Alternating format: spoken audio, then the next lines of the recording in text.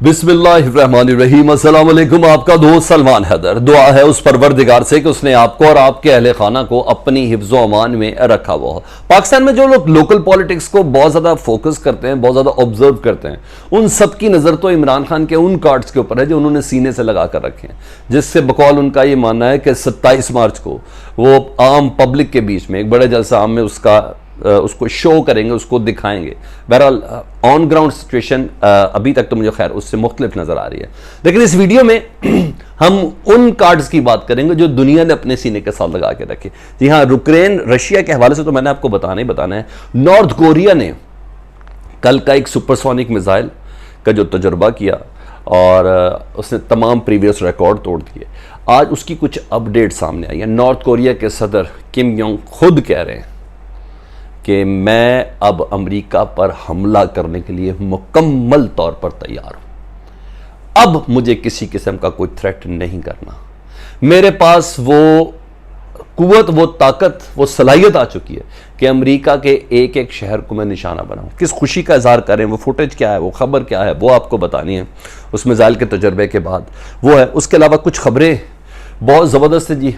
तुर्की के सदर रजब Tayyip Erdogan ने यूक्रेन रशिया जंग के हवाले से कुछ अच्छी और बेहतरीन खबरें दी हैं। 6 पॉइंट्स में से 4 से मुतल्लिक, ये कोई और नहीं, खुद सदर कह रहे हैं ना तुर्की के, इसलिए इस पर दो राय नहीं है। कोई रिप्रेजेंटेटिव नहीं कह रहा रशिया का, ये यूक्रेन का कोई वजीर खारजा नहीं कह रहा, ये खुद तुर्की के सदर कह रहे हैं कि 6 जो कंडीशंस हैं उनमें से 4 पर रूस और यूक्रेन दोनों मान चुके हैं। सिर्फ 2 रह गई हैं, वो 4 के हैं, वो 2 कौन सी रहेगी वो आपको बताना है। स्वीडन और फिनलैंड ने बड़ा कमाल काम कर दिया जी। हैरानगी है मुझे इस बात पे। उन्होंने बाज़ाब्ता तौर पर, बाज़ाब्ता, ये यूरोपीय यूनियन का है लेकिन नेटो का हिस्सा नहीं है। मैं आपको बार बार बता चुका हूँ, रूस को सबसे ज़्यादा पेन इस हवाले से है कि फिनलैंड, स्वीडन और यूक्रेन ये नेटो का हिस्सा नहीं बनेंगे। तो स्वीडन और फिनलैंड ने नेटो की फौज के साथ बाकायदा तौर पर मिलिट्री एक्सरसाइज शुरू कर दी है। जी हाँ, फिनलैंड और स्वीडन ने।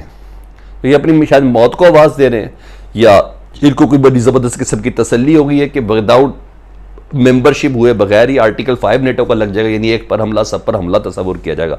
बहरहाल ये खबर भी मैंने आपको इसकी डिटेल भी आपके सामने पेश करनी है।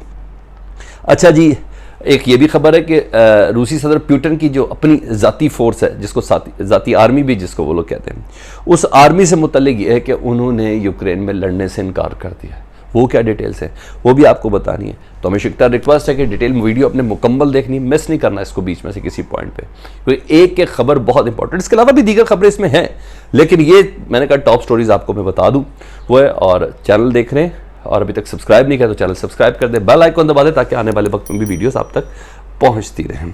एक के बाद एक खबर आपके सामने रख देता हूं जी। सबसे पहले नॉर्थ कोरिया ना शुरू कर दें जी। सबसे पहले नॉर्थ कोरिया दे देते हैं। North Korea says it is fully ready for a long standing confrontation with the US after successfully testing monster nuclear missile capable of striking anywhere on earth.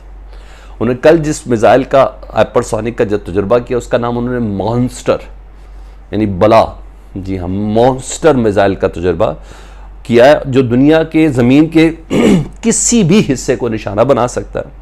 और north Korea के सदर कह रहे हैं कि अब हम long standing confrontation with the US, जी हम अमेरिका से किसी फुली रेडी है, अमेरिका से किसी भी जगह पर किसी भी वक्त हम लड़ सकते हैं। ये किम जोंग इन कह रहे हैं, ये उन्होंने मिसाइल की तस्वीर शेयर की है जी।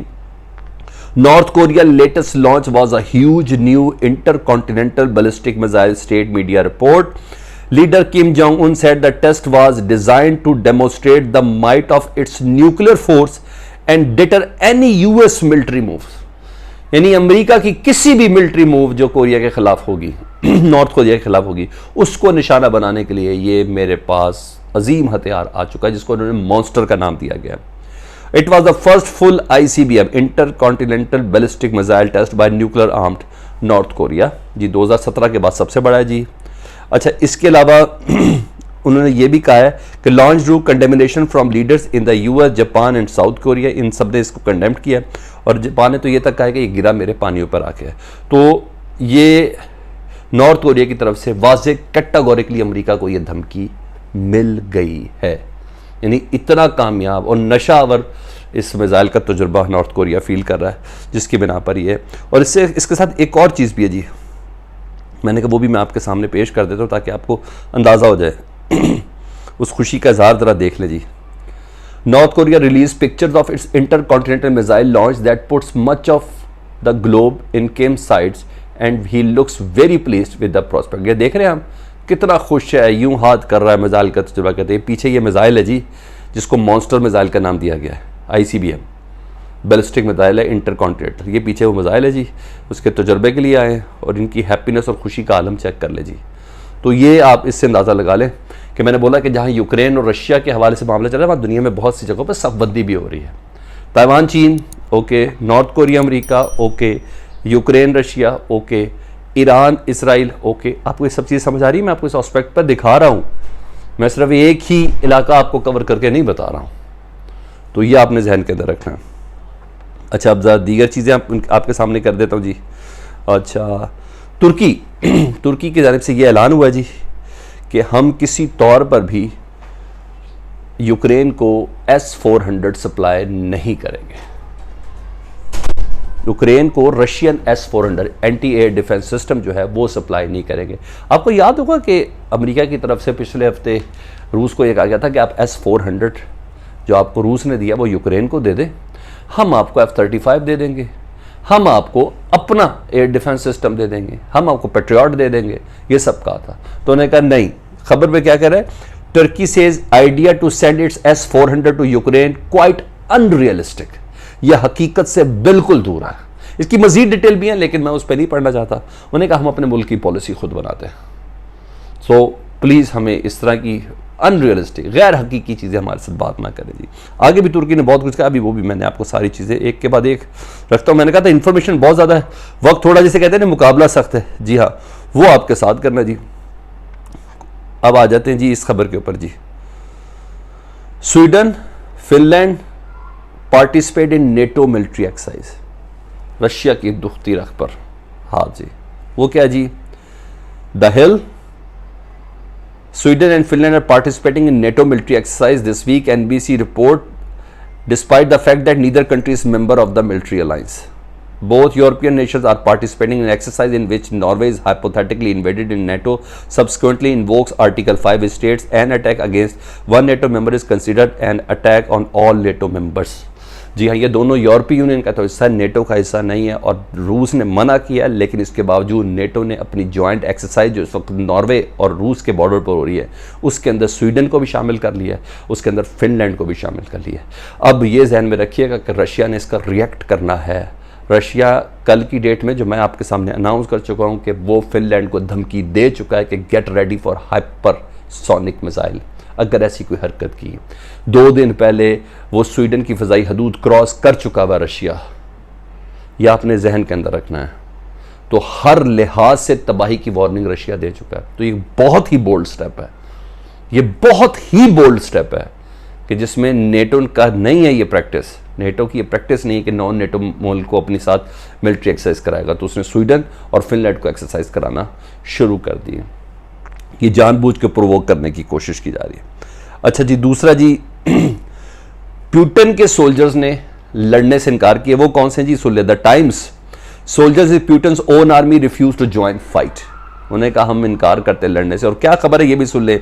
Soldier with the national guard open known as Putin's private army, जो नेशनल गार्ड है जो प्यूटन की प्राइवेट आर्मी कहलाते हैं, have refuse to fight in Ukraine, a human rights lawyer said. उसने कहा है, उन्होंने कहा दर्जनों जो फौजी हैं उन्होंने कहा है कि हमारा जो कॉन्ट्रैक्ट था वो रशियन टेरिटरी के अंदर था, बाहर का नहीं था, इसलिए हम नहीं लड़ना चाहते।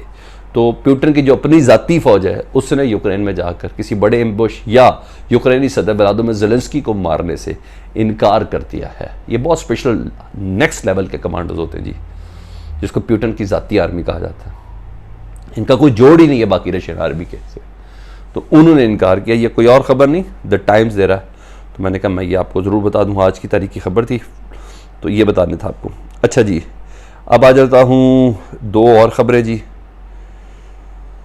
वो अच्छी अच्छी खबरों से वो जो जिस पे बाकायदा तौर पर रईब रजब अर्दवान ने कहा है कि कुछ मुआहदे के करीब हो गए, वो मैंने आपको बताया। लेकिन उससे पहले आज की डेट का रशिया का लॉसेस बता दूँ जी। रशिया लॉसेस 25 मार्च आज का जी। 16,100 फौजी अब तक मारे जा चुके हैं, 115 जहाज, 125 हेलीकॉप्टर, 561 टैंक तबाह हुए, 291 military artillery pieces, 1,625 armoured personal carriers, 90 MLRIs, 5 boats, 1,089 vehicles, 72 fuel tank, 53 UAV, 49 anti aircraft warfare, 18 special equipment, ये अब तक तबाह हो चुके हैं जी।